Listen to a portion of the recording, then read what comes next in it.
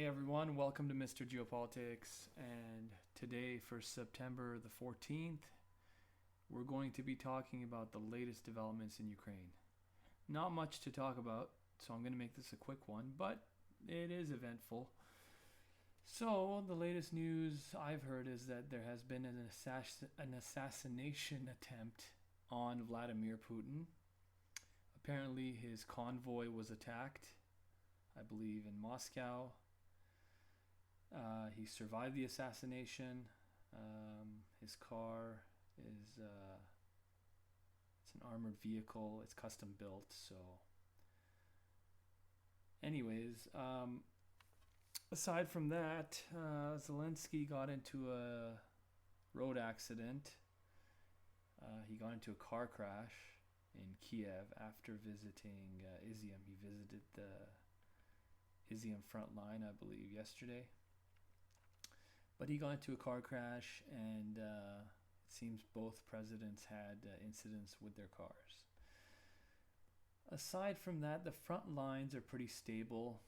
All the Ukrainian attempts to attack Russian positions have failed for the last couple of days. The Russians seem to be on high alert right now, ever since losing the territory in Kharkiv. And aside from that, in Kryvyi Rih, which is Zelensky's hometown, the Russians launched several... Wow, look at all these...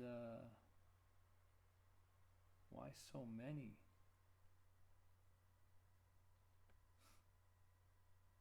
Yeah, each one of these symbols represents a siren alert, so... Anyways, good reason behind it. Kryvyi Rih, there's a dam right here, and that dam feeds water into the Ingulets River, and Russian cruise missiles, I believe, struck the dam and damaged it. So because of that, the level of water has gone up all along the Ingulets River, and the Ingulets River actually runs along the territory right here,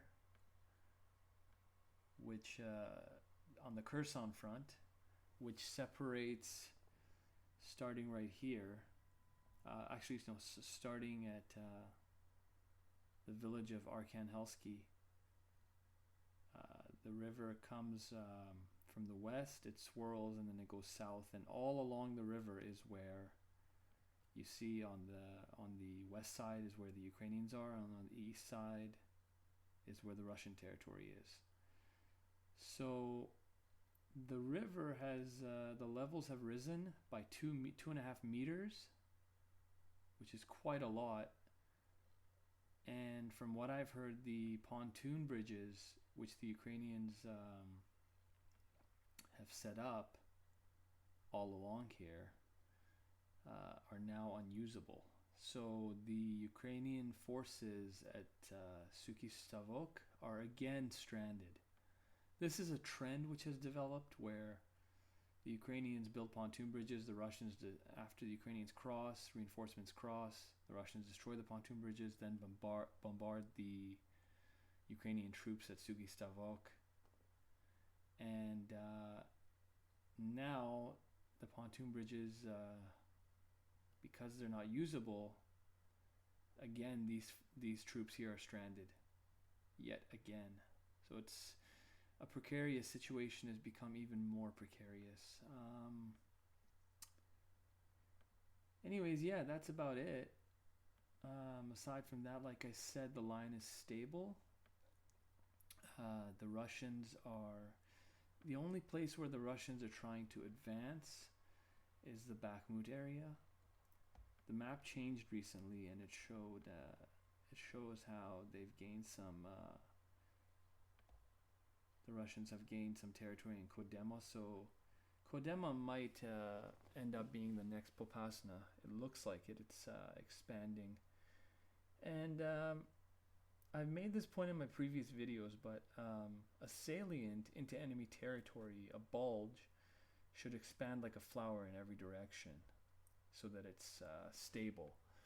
You don't want a bulge to be a salient into enemy territory to be like this. You don't want it to be lengthy and swirly, and you don't want it to end up something like this, because then what the enemy can do is just cut it off at any point, and the troops on the other end will be stranded, right? So yeah, you don't want something like that. You want preferably you want salient to go in every direction, north, east, west, just expand like a circle. Anyways, what else was I going to say? Yeah, so the Russians, the main issue they're facing right now is a lack of manpower. It's not about supplies, it's not about tanks, it's not about anything. It's just manpower, because Zelensky himself said that the Ukrainians have a 1 million man army. And most analysts believe that includes probably police forces and border guards, everything. But realistically, they probably do have 300,000 to 500,000 soldiers right now, which is more than what the Russians have deployed in Ukraine. The Russians have about, I've read in a report, 170,000 troops. Now the issue with that is that an army that goes on the offensive should outnumber the defenders 3-1. So if the Russians are facing even an army with just as many troops, then they're at a disadvantage. If they're facing an army that has even more troops and they're trying to go on the offensive, again, that's a massive disadvantage, because when they're going on the offensive, ideally it should be 3-1. So another thing is that this front, if you measure it, it's about 800, 900 kilometers. It started off actually being, when the Russians first started this war, it started off being something like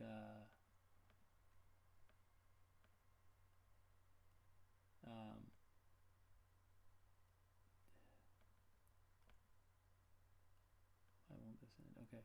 Yeah, so when this war started, basically the front was 1,400 kilometers. You can see that it's almost been cut in half now, right? And the reason why the Russians sent so few troops into this situation is because, like most intelligence analysts, they thought that the Ukrainian government would just fold, right?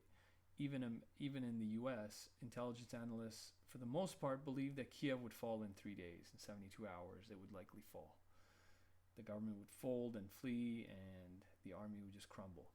But that didn't happen, and now the Russians are they're stuck in this situation, and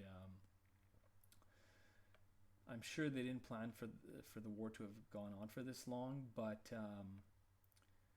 the issue is that, I mean, the Germans in World War II, from Leningrad to Crimea, their front was about 1,400 kilometers, right? Right? Yeah, 1,500 kilometers. And they only had to go in one direction, right? Whereas the Russians, when they invaded Ukraine, they had to go from north to south, east to west, south to north, right? So it's the Germans had like millions of troops, like I think 2.5 million, but that was in World War II. If we look at recently, the Americans had 370,000 troops along a 300-kilometer front in Iraq.